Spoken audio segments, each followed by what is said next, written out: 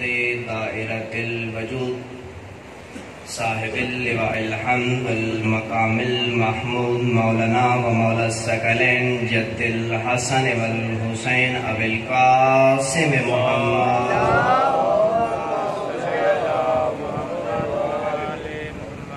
وعلى أهل بيت الطيبين الطاهرين المعصومين المظلومين ولعنة الله على أعدائهم من يومنا هذا إلى قيام يوم الدين. أما بعد فقد قال حقه سبحانه وتعالى في كتاب المجيد وفرقان الحميد وقوله الحق. بسم الله الرحمن الرحيم. قل لا أسألكم عليه أجرا إلا المودة في القربى صلوات منك.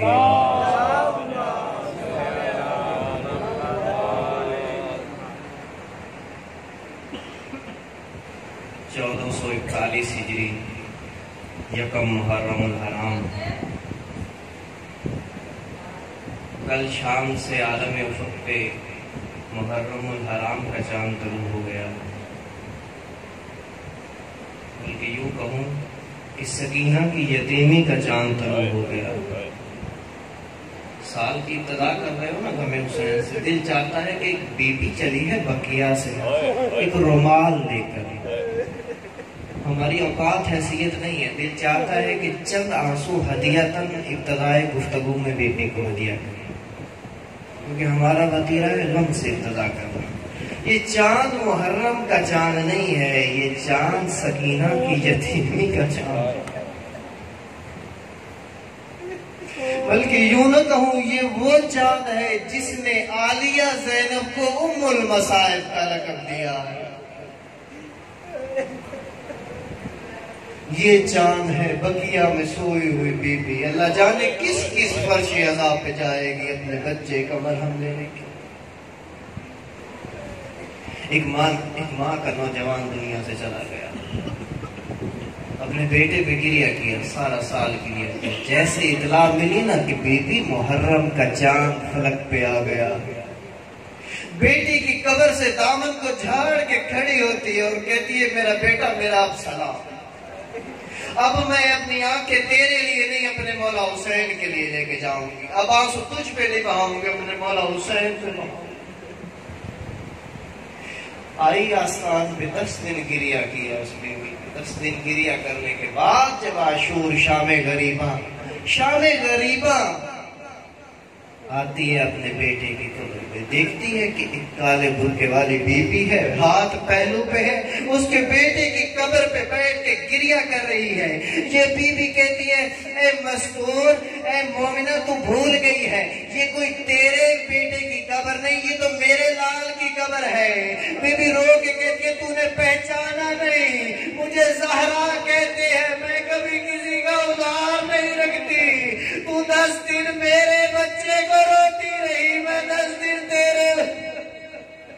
اجرکم من اللہ. مولا آپ کی آوازوں پہ رحم کرے. 2-4 آنسو اور آنے دیجیے، شرما کے نہ رونا. ایک اور واقعہ آپ کے آنسوؤں کے لیے پیش کرتا ہوں. ایک شکاری نے ایک ہرن کا شکار کیا، مادہ ہرن کا شکار کیا. شکار کر کے اس نے ذبح کیا. اس ہرن کی جو آنتیں تھی نا وہ ایک جگہ پہ رکھ دی. اگلے دن پھر وہ جنگل میں جاتا ہے، اس نے اس ہرن کے بچے کو شکار کیا. بچے کو شکار کر کے واپس اسی جگہ پہ لایا، ذبح کرنا چاہتا ہے کہ آنتیں تڑپتی ہوئی نظر آئے.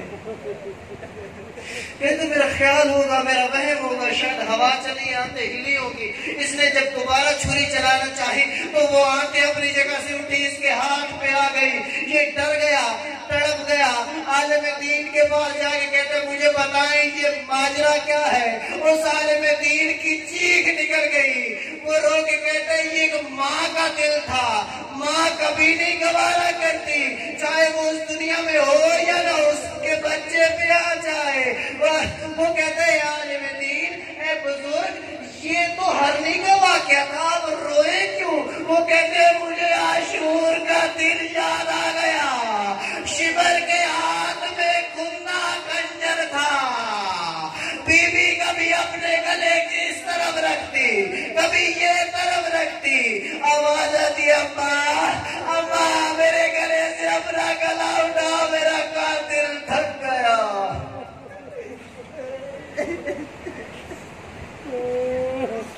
ہاتھوں سے دعا مانگے بار الہا تیرے رسول کے نواسے کی صفِ ازا دنیا کے کونے کونے میں بچ چکی ہے۔ پروردگارہ بار الہا جہاں کہیں بھی صفِ ازا صفِ ماتم بچی ہے، پروردگارہ ہر جگہ کو، ہر ذکر کو، ہر مومن کو اپنی حفظ و امان میں رکھ۔ بار الہا بالخصوص جو مومنین پریشان حال ہیں ان کی پریشانیاں دور فرما۔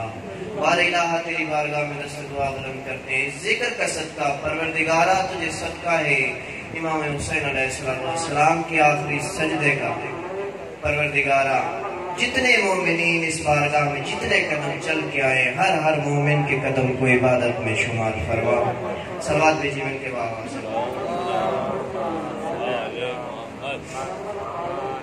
مل کے ایک آواز بلند صلوات بھیجی۔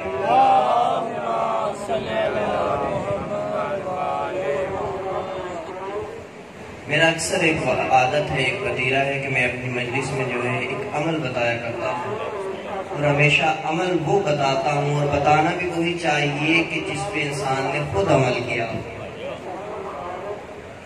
آج کل کے اس دور میں معاشرے میں بہت سی پریشانیاں ہیں، بہت سی مشکلات ہیں۔ آپ کو آپ کے گھر میں کسی قسم کی بھی کوئی پریشانی ہے، کوئی مشکل ہے، رزق کی تنگی ہے، بچی کا رشتہ نہیں ہو رہا، گھریلو حالات کی مشکل ہے، قرض ادا نہیں ہو رہا، دشمن کے ساتھ سامنا ہے، کوئی بھی مشکل ہے، یہ عمل میں نے خود ماہ رمضان سے شروع کیا۔ وہاں پہ عالم دین نے یہ ایک مسجد میں بیان کیا تھا، اور انہوں نے اس وقت ٹیلی گرام پہ گروپ بنایا ہوا ہے، اس کا نام ہے خاطرات دعائے توسل۔ 52 ملکوں سے اس وقت اس میں لوگ ہیں۔ عمل کیا ہے؟ آپ نے صبح کی نماز کے بعد بلا ناغہ روزانہ دعائے توسل کی تلاوت کرنی۔ دعائے توسل ایک بہت مجرب عمل ہے۔ دعائے توسل میں آپ 14 معصومین سے توسل کریں گے، جس معصوم پہ پہنچے اپنی مشکل کو ذہن میں رکھیں۔ ہر روز میں کوئی نہ کوئی واقعہ آتا ہے کہ میری فلاں مشکل حل ہو گئی، میری فلاں مشکل حل ہو گئی۔ تو انشاءاللہ آپ کو جو بھی مشکل ہو آپ اس کو ذہن میں رکھیں اور اپنی زندگی کا وتیرہ بنا لیں، روز اس کی تلاوت کریں۔ صلوات بھیجیے محمد والے۔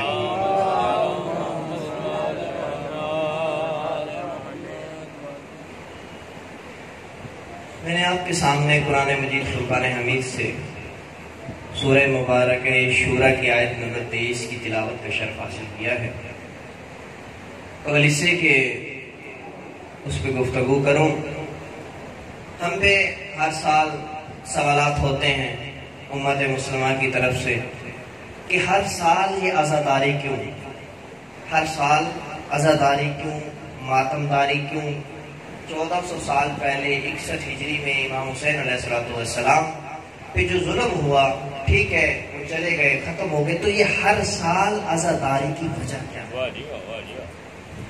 تو اس پہ 2-4 نکات عرض کرنا چاہوں گا کہ دیکھیے صاحبان عقل و شعور تشریف فرما ہے۔ دیکھیے میرے بھائی، بات یہ ہے کہ اسلام میں، دین مبین اسلام میں جس چیز کی اہمیت ہوتی ہے اس کا تکرار ہوتا ہے، اس کو ریپیٹ کیا جاتا ہے۔ اب آپ مثال لے لیجئے حضرت ابراہیم علیہ السلام کی سنت کی، کہ دیکھیے مشیت الہی کا ارادہ یہی تھا، چھری کے نیچے حضرت اسماعیل تھے، دمبا آ گیا، مشیت الہی کا ارادہ یہ تھا۔ پروردگار کو یہ قربانی، یہ احسان کا جذبہ حضرت ابراہیم کا اتنا پسند آیا کہ ہر حج کرنے والے پہ واجب اور باقی مسلمانوں پہ سنت قرار پایا۔ اب ہر سال اس کا تکرار ہو رہا ہے۔ یہ ایک معصوم نبی کا معصوم بیٹا تھا، چھری کے نیچے تھا، چھری چلی نہیں، چھری کی جگہ حضرت اسماعیل کی جگہ دمبا ذبح ہو رہا ہے، تو ہر سال اس کا تکرار ہو رہا ہے۔ یہاں ایک نبی کا، معصوم نبی کا، خلیل نبی کا اسماعیل بیٹا ہے، لیکن ہم جس چیز کا تکرار کریں وہاں نواسہ رسول ہے، 3 دن کا بھوکا اور پیاسا، تو اس لیے ہر سال عزاداری ہے، ہر سال گریا ہے۔ ہمارا یہ دروازہ کھلا ہوا ہے، کسی کا حر بننے کو دل چاہے تو چلا آئے۔ صلوات بھیجیے مل کے آواز بلند۔ صلوات آپ لوگ دھیمی پڑھ رہے ہیں، یکم محرم الحرام ہے، ابھی سے اتنی آہستہ آواز میں صلوات رہی تو ہمارا تو 10 دن کا ساتھ چلنا ہے. تو آپ کی توجہ کو مبذول کرنے کے لیے فضیلت صلوات کا ایک جملہ پڑھتا چلوں کہ امام جعفر صادق علیہ السلام، امام کے پاس ایک بندہ آتا ہے، کہتے ہیں مولا میں حج پہ گیا ہوا تھا، دوران طواف مجھے طواف کی دعا بھول گئی، میرے ذہن میں اس وقت کوئی دعا نہ رہی، دعا کی بجائے میں نے آپ اور آپ کی جد پہ صلوات پڑھ دی. تو مولا کیا میرا یہ عمل قبول ہو گیا یا میں طواف کی دعا دوبارہ پڑھوں، طواف دوبارہ کروں، کیا کروں؟ مولا نے کہا ایک مرتبہ بلند آواز سے دوبارہ مجمع میں بتا. وہ کہتا ہے مولا مجھے دوران طواف کی دعا بھول گئی تھی، میں نے آپ اور آپ کی جد پہ صلوات پڑھ دی. تو مولا کہتے ہیں اس صلوات کا اجر یہ ہے کہ خانہ کعبہ نے آج تک تو جیسا شخص نہیں دیکھا.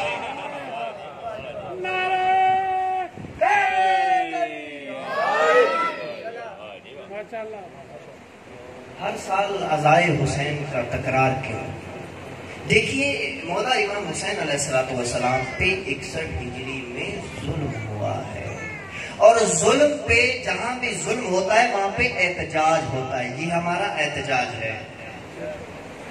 توجہ کرواتا چلوں حالات حاضرہ کے طور پہ.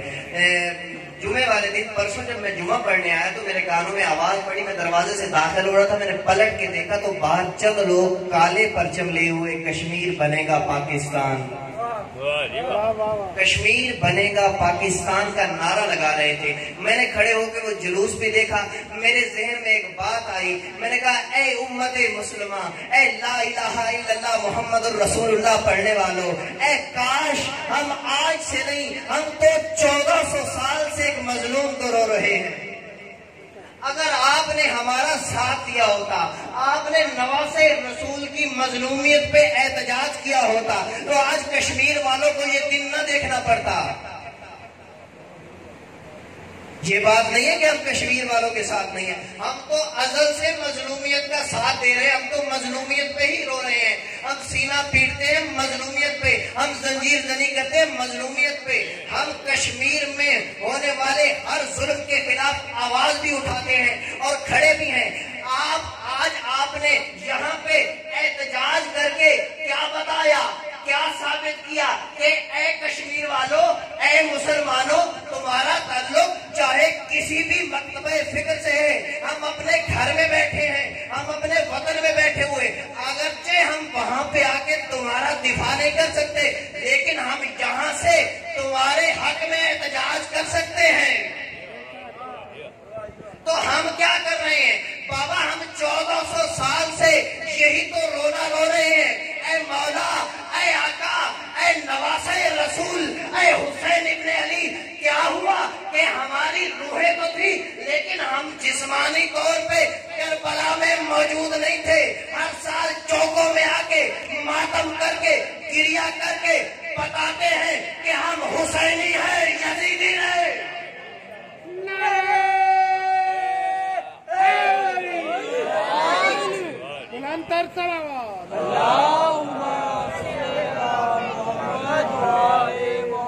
بابا ہم تو 1400 سال سے یہی مظلومیت کا رونا رو رہے ہیں. خدا کی قسم 101% میری بات کو نوٹ کیجئے گا کہ اگر دنیا امت مسلمہ مظلومیت امام حسین کو سمجھ جاتی.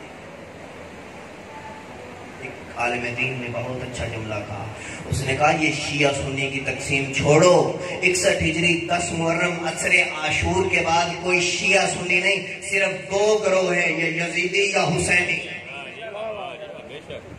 کیوں آتے ہیں ہم ہر سال؟ کیوں فرش اعلیٰ بچھاتے ہیں؟ اپنے قیمتی وقت میں سے ہم جو اپنا قیمتی ترین وقت سمجھتے ہیں ہم اپنے مولا کے لیے پیش کرتے ہیں، حاضر کرتے ہیں. کیوں؟ یہ وجہ کیا ہے؟ صاحبان زیوکار، معزز سامعین کرامی، پڑھے لکھے لوگ میرے سامنے تشریف فرما ہے. آپ نے سقراط کا نام سنا ہوگا. سقراط ایک فلاسفر گزرا ہے یونانی کا، یہ ارسطو کا استاد تھا. سقراط کو اپنے دور میں ایک مشکل پیش آئی. سقراط کے بارے میں کہا جاتا ہے کہ یہ حق کہنے والوں میں سے تھا. اس وقت بادشاہی نظام تھا، تو بادشاہ جو ہوتے تھے، بزرگان کو تو کہانیاں پتہ ہے کہ بادشاہ جو ہوتا ہے وہ چاہتا ہے جو پڑھا لکھا بندہ ہے، جو قابل بندہ ہے، وہ میرا درباری. بادشاہ نے بلوایا، سقراط تمہاری ہر بات، ہر گفتگو، ہر لہجہ، ہر لمحہ میرے لیے ہونا چاہیے. جو میں کہوں ویسے کر. درباریوں کا شوق ہوتا ہے.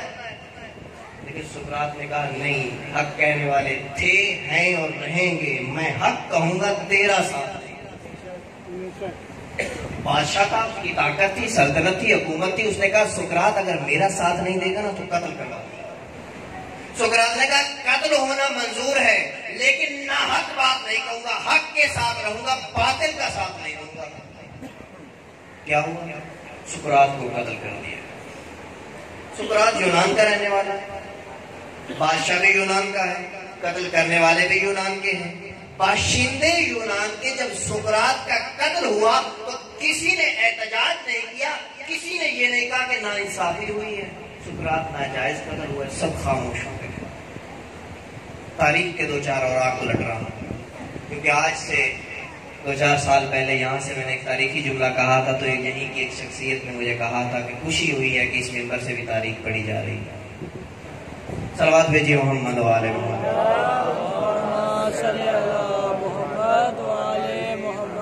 سقراط قتل ہو گیا. یونان کے لوگ ہیں، راضی ہیں، کسی نے احتجاج نہیں کیا. ہزاروں سال پرانی بات ہے، اب کی بات نہیں ہے. لیکن 50-60 سال پہلے کا واقعہ ہے. آپ اگر لائبریریوں میں جائیں، یونان کی اخباروں میں آپ کو ایک کیس ملے گا. یونان کی عدالت میں 50 یا 60 سال پہلے ایک کیس فائل کیا گیا، ایک مقدمہ دائر کیا گیا کہ سقراط کا قتل ہوا تھا. جسٹس بٹھایا گیا، جج کو بلایا گیا، بادشاہ کی طرف سے وکیل آیا، سقراط کی طرف سے وکیل آیا. بادشاہ کی طرف والے وکیل نے اپنے حکومت میں دلائل دیے، سقراط کے وکیل نے وکیل صفائی کے طور پر اپنی صفائی پیش کی. مقدمہ ہوا، بحث چلی، فیصلہ ایک تاریخی ہوا. جج نے فیصلہ لکھ کے قلم توڑ دیا کہ سقراط حق پہ تھا، بادشاہ باطل پہ تھا. اچھا، فیصلہ تو ہو گیا. اب ہم سوال کرتے ہیں کہ اے یونان والوں، تمہیں کیا ہو گیا؟ پیسہ خرچ کیا، وقت خرچ کیا، وکیل بلائے، جج بلائے، کس لیے؟ وہ ہزاروں سال پہلے جا چکا، سقراط قتل ہو چکا، وہ مظلوم بن چکا، بادشاہ ظالم بن چکا. اب کس لیے؟ توجہ تو ہے نا. اب کس لیے یہ مقدمہ دائر ہوا؟ تو یونان والوں کا کہنا یہ ہے، وہ کہتے ہیں سقراط بھی تھا یونانی، بادشاہ بھی تھا یونانی، قتل کرنے والے بھی تھے یونانی. آج ہم نے یہ کیس فائل کر کے، یہ کیس دائر کر کے، یہ مقدمہ سقراط کے حق میں دلوا کے اس کا فیصلہ یہ ثابت کر دیا کہ ہم جو ہیں سقراط والے یونانی ہیں، بادشاہ والے یونانی نہیں ہیں. مظلوم کے حامی ہیں، ظالم کے حامی نہیں ہیں. ہمارا ہر سال عزاداری، یہ ماتمداری، یہ گریا اسی لیے ہے. ہم چوکوں میں آتے ہیں، اپنا ٹائم، اپنا سرمایہ خرچ کرتے ہیں، اپنا قیمتی سے قیمتی وقت اپنے مولا کی بارگاہ میں خرچ کرتے ہیں. کس لیے؟ اسی لیے کہ ہم حسینی ہیں، ہمارا یزیدیت سے کوئی تعلق نہیں. صلوات بھیجیے محمد.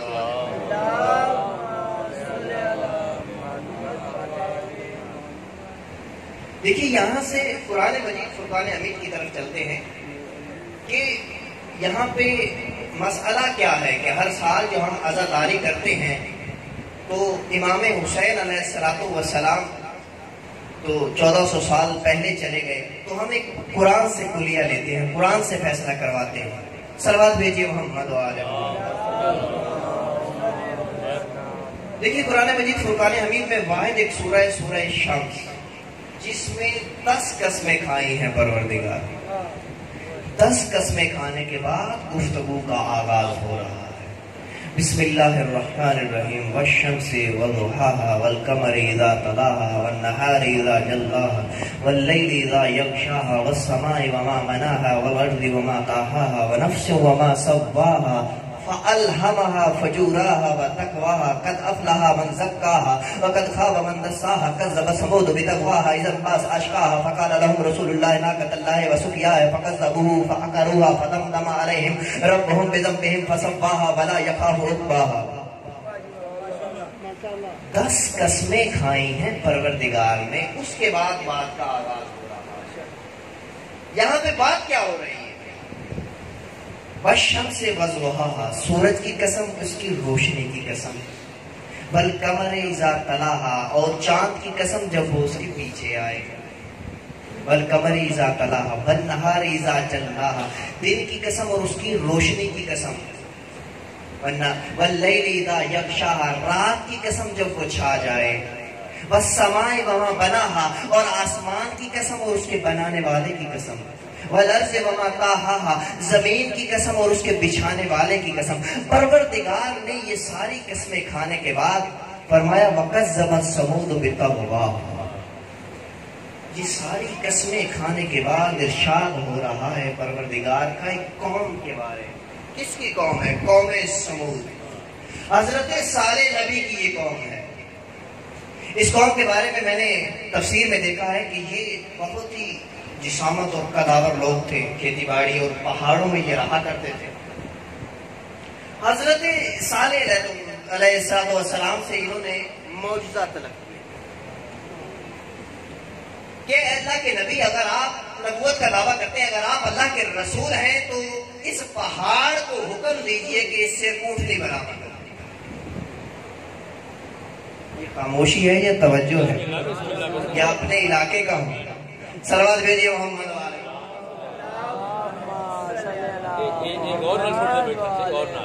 سلامت ہے، سلامت ہے۔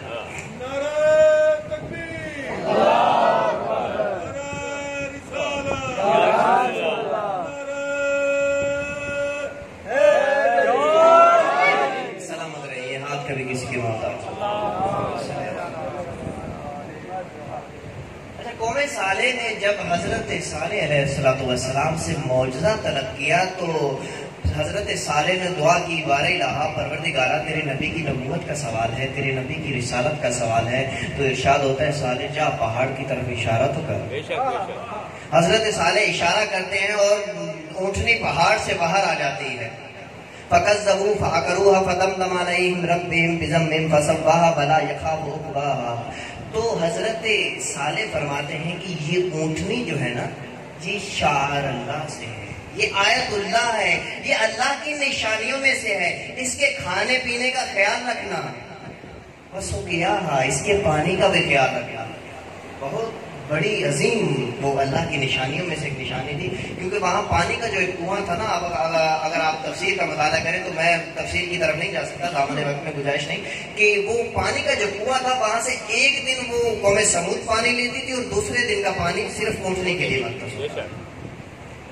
دیکھیے کتنی بدبخت قوم ہے یہ۔ اس اونٹنی کا دودھ اتنا تھا، جب وہ دودھ دیتی تھی تو قوم سمود کے برتن ختم ہو جاتے تھے، اونٹنی کا دودھ ختم نہیں ہوتا۔ اللہ کے نبی کا معجزہ ہے۔ تو ان میں سے ایک شخص جس کا نام تفاسیر میں ملتا ہے کدار بن صالح، اس نے فَكَذَّبُوهُ، انکار کیا حضرت صالح کا، حضرت صالح کو جھٹلایا۔ انکار کرنے کے بعد اس نے پلاننگ کے تحت حضرت صالح کی اونٹنی کی ٹانگیں کاٹ دی، اس کی کونچوں کو کاٹ دی۔ جب اس کی کونچوں کو کاٹا تو پروردگار کی طرف سے حضرت صالح نے پہلے بتایا تھا کہ اگر تم نے اسے نقصان پہنچایا تو عذاب الہی نازل ہوگا۔ جب اس ٹانگوں کو، اس اونٹنی کی ٹانگوں کو کاٹا گیا تو دیکھا عذاب تو آیا نہیں۔ اب وہ خوش ہے، اسی خوش فہمی میں مبتلا ہے کہ ہم نے مذاق کیا نبی کے ساتھ، حالانکہ انہوں نے آیت اللہ کو مٹا دیا۔ غضب الہی جب جوش میں آتی ہے، سرکار ختمی مرتبت فرماتے ہیں مولا علی علیہ السلام سے کہ اے علی، آپ کو پتا ہے کہ پرانے دور میں سب سے شقی القلب کون تھا؟ تو مولا فرماتے ہیں یا رسول اللہ آپ ہی بتائیے۔ تو رسول خدا فرماتے ہیں کدار بن سالف، جس نے ناقہ سالہ کی ٹانگیں کاٹی تھی. پھر فرمایا پتہ ہے آخری دور میں سے سب سے شقی القلب کون ہوگا؟ تو مولا فرماتے ہیں یہ بھی آپ ہی فرمائیے. تو رسول خدا فرماتے ہیں یا علی آخری دور میں سب سے شقی القلب وہ شخص ہوگا جو تیرے سر میں اس جگہ پہ ضرورت لگائے گا. کتنا بڑا ظلم کیا انہوں نے. اب دیکھیے جس بات کی طرف میں نے اشارہ کرنا ہے، جس کی وجہ سے میں نے یہ آیت یہ سورت تلاوت کی ہے، کہ ایک بندے نے حضرت صالح کا انکار کیا ہے، اسی نے اونٹنی کی ٹانگیں کاٹی ہیں، ادھر سے پروردگار کا عذاب نازل ہوا، پوری کی پوری بستی غرق ہو گئی. اب دیکھیے جرم کرنے والا ایک بندہ ہے، اونٹنے کی ٹانگیں کاٹنے والا بندہ ہے ایک، تو سب کی سب قوم کیوں غرق ہوئی؟ تو جواب ملتا ہے تفسیر نمونہ میں آیت اللہ ناصر مکارم شرازی صاحب لکھتے ہیں وہ اس لیے کہ جب اونٹنی کی ناقہ صالح کی آیت اللہ کی اللہ کی نشانی کی ٹانگیں کاٹی گئی تو غضب الہی اس قدر جلال میں آیا کہ قوم سمود کا جو بندہ بھی اونٹنی کے مرنے پہ اللہ کی نشانی کے قتل ہونے پہ راضی تھا خاموش رہا، عذاب میں مبتلا ہوا. پوری کی پوری قوم پہ عذاب آیا. تو دیکھیے کربلا 61 ہجری میں امام حسین علیہ السلام کی جسمانی فزیکلی قاتل جو ہے وہ چند اشخاص بچائے جاتے ہیں، عمر صاحب، شمر، خولی اور باقی جتنی افواج تھی یہ ساری افواج لے لیں. اچھا تو قتل تو ان چند لوگوں نے کیا، تو زیارت بادشاہ پڑے سب پہ عذاب آنا ہے. کیا وجہ یہی ہے کہ وہاں پہ قرآن نے ہمیں ایکویشن دے دی، مساوات دے دی، فارمولا بتا دیا، جہاں پہ بھی اللہ کی نشانی کو مٹایا جائے گا وہاں پہ جو بھی راضی ہوگا یا جو بھی چپ رہے گا وہ اللہ کے عذاب کا شکار ہوگا. وہاں پہ اللہ کے نبی کا معجزہ تھا، ایک جانور تھا، اونٹنی تھی. یہاں کون ہے؟ یہاں نواسا رسول ہے. وہاں پہ معصوم نبی کی نشانی تھی، یہاں پہ خود نواسا رسول ہے. تو ارشاد ہوتا ہے زیارت بادشاہ میں کہ جو بندہ چپ رہا، جس نے خاموشی اختیار کی، تو دعوت حق ہے آج بھی.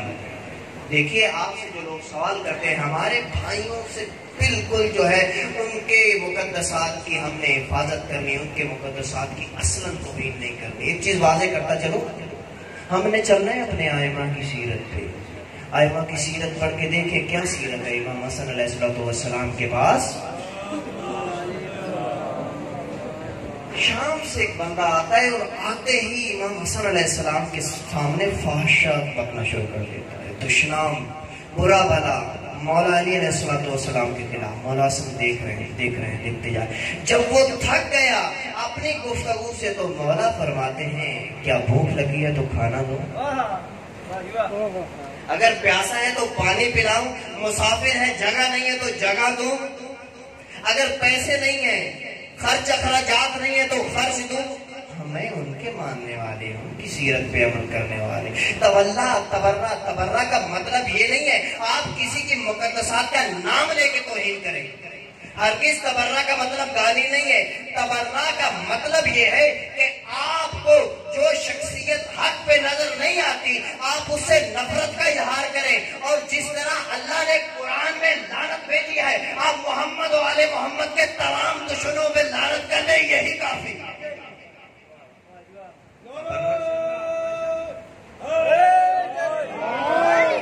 تبرہ کا ہرگز مطلب نہیں ہے کہ کسی کی مقدسات کی توہین کی جائے. آپ کے بھائی آپ سے سوال کرتے ہیں کہ آپ ہر سال عزاداری کیوں کرتے ہیں، آپ بارگاہ میں کیوں جاتے ہیں، آپ شام غریبہ کو کیا کرتے ہیں. پچھلے سال میں خود 2 بندوں کو یہاں پہ لے کے آیا. آپ شام غریبہ میں کیا کرتے ہیں؟ ان کے سوالوں کا جواب وہاں پہ نہ دیں، ان کو دعوت دیں، بسم اللہ آؤ، یہاں آؤ، آ کے دیکھو. آپ جب ان لوگوں سے گفتگو کرتے ہیں تو گفتگو کے دوران ہی آپ کو اندازہ ہو جاتا ہوگا کہ اس کے دل میں ہو رہا ہے. لے کے آئیے ان لوگوں کو. ہمارے دروازے آج بھی کھلے ہیں. سرواج ویجے ہم بنوا لیں.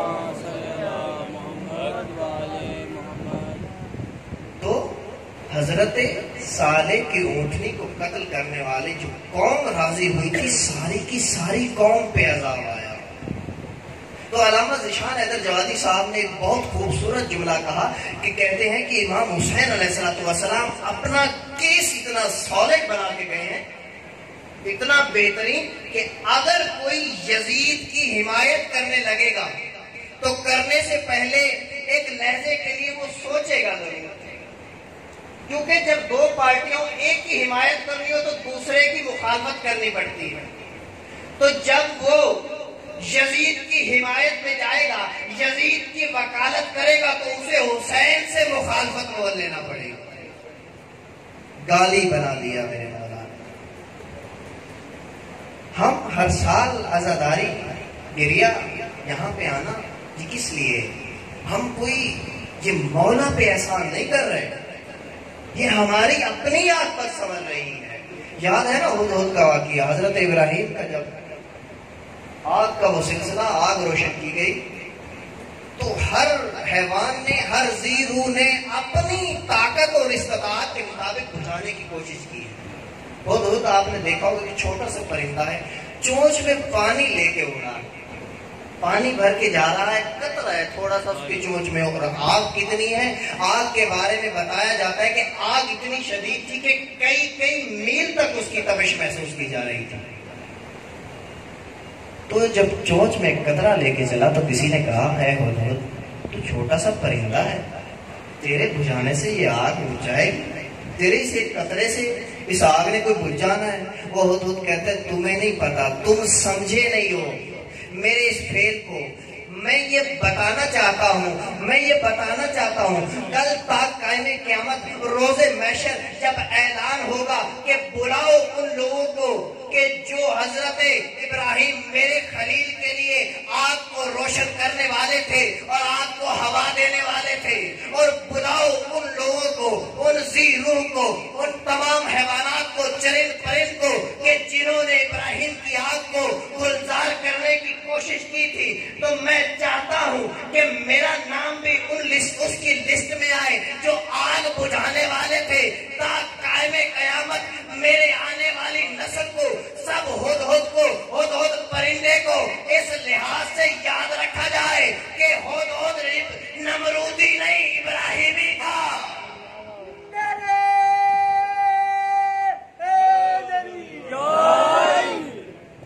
تو ہم اپنی یہ صفحے عذاب بچھا کے قدموں پہ چل کے آ کے سیدہ کو پرسہ دے کے امام حسین علیہ السلام کے حق میں احتجاج درج کروا رہے ہیں۔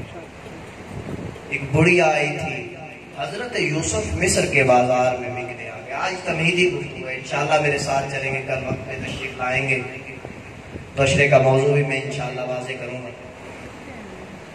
ایک بڑھیا آئی تھی حضرت یوسف کو خریدنے کے لیے، بہت حسین حضرت یوسف، لوگ سونے چاندی درہم و دینار کے ڈھیر لگے اور بڑے بڑے روسا آ رہے ہیں۔ بڑھیا آئی، آگے بیٹھ گئی، کسی نے سوال کیا کہ بڑھیا کس لیے آئی؟ اس نے کہا یوسف کی بولی لگانے۔ کیا لائی ہو؟ اس نے کہا میرے پاس یہ تھوڑا سا اون ہے اور تو کچھ نہیں ہے۔ انہوں نے کہا بڑھیا کیا ہو گیا؟ تو سٹھیا تو نہیں گئی؟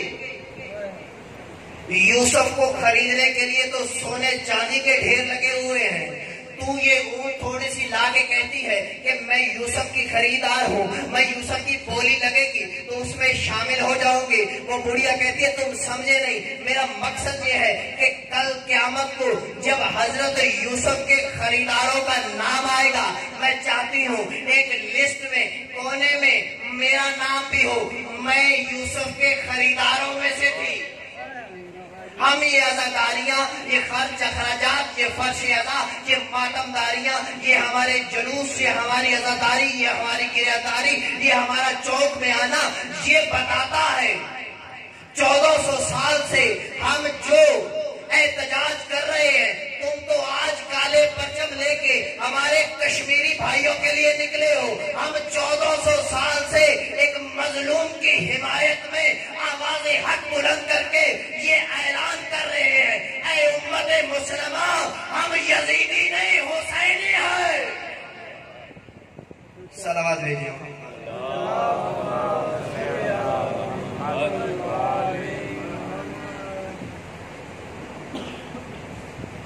آج توحیدی گفتگو تھی. انشاءاللہ کل سے وقت تشریف لائیں گے تو انشاءاللہ گفتگو کا سلسلہ آگے چلے گا. یکم محرم الحرام ہے. کل سے چاند طلوع ہوا ہے.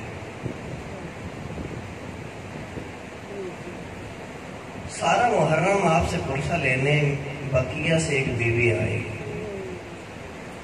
لیکن آج میرے مولا ابھی کربلا میں نہیں پہنچے.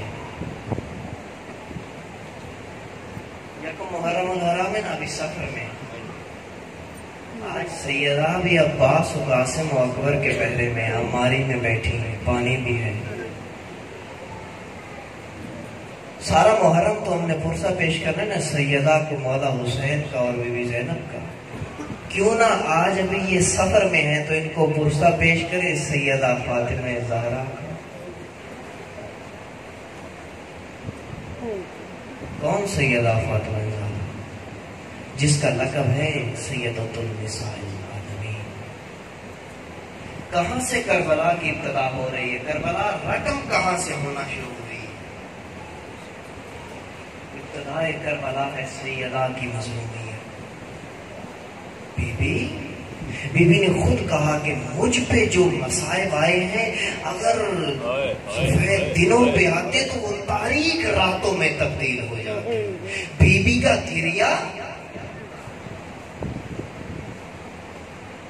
ایسا گریہ کہ مدینے کے در و دیوار کانپنا شروع ہو جاتے ہیں. اگر سیدہ کو تماچے نہ لگتے تو سکینہ کو بھی کربلا میں تماچے نہ مارے جاتے. ابتدائے کربلا ہے. کربلا لکھی جا رہی ہے 3 جمادی الثانی سے. عزادارو مولا آپ کی آوازوں پہ رحم کرے. اگر میری بیوی کے پہلو پہ جلتا ہوا دروازہ نہ گرایا جاتا نا تو 10 محرم عاشور شام غریبہ خیموں کو بھی آگ نہ لگتی. تاریخ بتاتی ہے کہ گرم میخیں بیوی کے پہلو میں پیوست ہو گئی. اگر یہ بیوی کے پہلو میں میخیں پیوست نہ ہوتی تو اس مولا کی گلے پہ خنجر بھی نہ آتا. کہتے ہیں کہ جب پہلو پہ دروازہ گرا تھا تو پسلیاں ٹوٹ گئی تھی. اللہ جانے میں کیسے پڑھوں گا اور کیسے سنیں گے. اے مولا جب سفر میں ہے ابھی کربلا نہیں پہنچے اپنے مادر گرامی کا پرسہ لیجیے. کہتے ہیں میری بیوی کے پہلو پہ جب دروازہ گرا تھا تو پسلیاں ٹوٹ گئی تھی. اگر اس وقت بیوی کی پسلیاں نہ ٹوٹتی تو شام غریبہ میرے مولا کی لاشے پہ گھوڑے نہ دوڑائے جاتے. عزادارو حمید ابن مسلم روایت کرتا ہے 10 گھوڑا سوار جب گھوڑے انہوں نے مشرق سے مغرب کی طرف دوڑائے تو میں نے اپنے کانوں سے مولا حسین کے ہڈیوں کے ٹوٹنے کی اجرکم من اللہ. مولا آپ کی آوازوں پہ رحم کرے. آج پرسہ دو میرے مولا کو. رو رو بی بی کا غم ہے. یہ وہ غم ہے جس نے میرے مولا کو تنہا کر دیا. عزادارو مولا آپ کی آوازوں پہ رحم کرے. بی بی کو کس چیز کا غم تھا؟ بی بی نے اپنے بازو کا زخم نہیں دکھایا. بی بی روئی ہے تو اپنے بازو کی سوجن پہ نہیں روئی. سوال کرو مستجاب سوجن بازو پہ کیوں تھی؟ جب کمر پہ ہاتھ ڈالا تھا نا، جب کہا تھا خلو ابن امی میرے چچا کے بیٹے کو چھوڑ دو تو کسی نے تلوار کی نیام سے وار کیے تھے. میرے بیوی کا بازو سوج گیا تھا. بیوی اپنے بازو پہ نہیں روئی. عزادارو محسن شہید ہو گیا. بیوی محسن کو بھی نہیں روئی. پہلو میں کیل گڑ گئے، کیلوں پہ بھی نہیں روئی. عزادارو بیوی پہ دروازہ گرا، دروازے پہ بھی نہیں روئی. پسلیاں ٹوٹ گئی، پسلیاں ٹوٹنے پہ بھی نہیں روئی. گریہ کس چیز پہ کیا؟ بیوی نے گریہ کیا آئے میرے بعد علی تنہا رہ. 3 جمادی الثانی کا دن ہے. عزادارو فرصہ دے دینا آخری فکر اور دعا 3 جمادی الثانی کا دن ہے. بی بی نے حسنین کو ساتھ لیا, آئی ہے بابا کی قبر پہ, بابا کو سلام کیا, سلام کرنے کے بعد کہا حسنین یہیں پہ بیٹھ جاؤ, اماں بیمار ہے, دعا کرو. واپس آئے گھر میں, میں یہی روایت پڑھ رہا ہوں, جیسے میں نے روایت میں پڑھا ویسے ہی پڑھ رہا ہوں. واپس آئے گھر میں, نماز پڑھی, مصلی بچھایا, پھر آواز دے کے کہتی ہے اسماء جی آقا زادی میں آرام کرنے لگی ہوں, کچھ دیر کے بعد مجھے آواز دینا, اگر آواز آئے تو ٹھیک, نہیں تو سمجھنا فاطمہ بابا کی امت کے دے ہوئے اجر رسالت سے آزاد. تھوڑی دیر گزری کہ جناب اسماء نے آواز دی کہ دیکھا کوئی آواز نہیں آتی, آئی چادر کو ہٹا کے دیکھا, جیسے ہی چادر کو ہٹایا تو دیکھا سیدہ غموں سے آزاد ہو چکی ہے. یا اتنے میں حسنین دوڑتے ہوئے آ رہے ہیں. بی بی اسماء نے روکا, حسنین نے کہا ہماری اماں کہاں ہے؟ اسماء کہتی آؤ پہلے کھانا کھا لو. حسنین رو کے کہتی ہے جن کی ماں دنیا سے چلی جائے ان کو کھانے کہاں یاد رہتے ہیں. ماں کو دیکھا, پھر دوڑے مسجد کی طرف, مولا بیٹھے ہیں مجمع کے درمیان, بچوں کو آتے دیکھا, بچوں کی آواز نہیں نکل رہی, روتے جاتے ہیں, باپ کی کمر سے لپٹ گئے. مولا سمجھ گئے کہ کیا ہو گیا. مولا کہتے حسنین کیا ہوا؟ بابا بابا اماں دنیا کے غموں سے آزاد ہو گئی. ازادارو ایک انگلی سے خیبر اکھاڑنے والا میرا مولا, میں نے روایت میں ایسے ہی پڑھا ہے.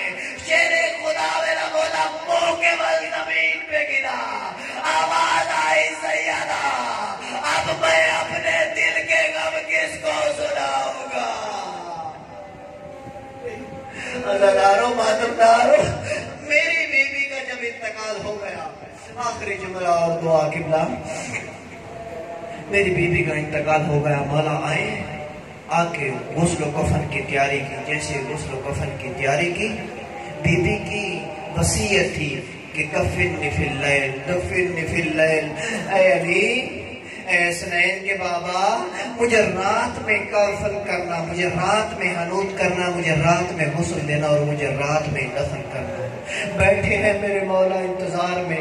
آواز دی حسن جاؤ اعلان کرو کہ بتاؤ میری ماں کے امر میں تاخیر ہے, آپ لوگ گھروں کو چلے جائیں. جب مجمع چھٹا, اٹھا ہے میرے مولا, آستینیں چڑھائی ہیں. آستینیں چڑھانے کے بعد کہتے اسماء پانی کا انتظام کرو. پانی کا انتظام کیا. عزادارو آخری جملہ اور دعا, عزادارو پانی کا انتظام کیا. میرے مولا نے غسل دینا شروع کیا.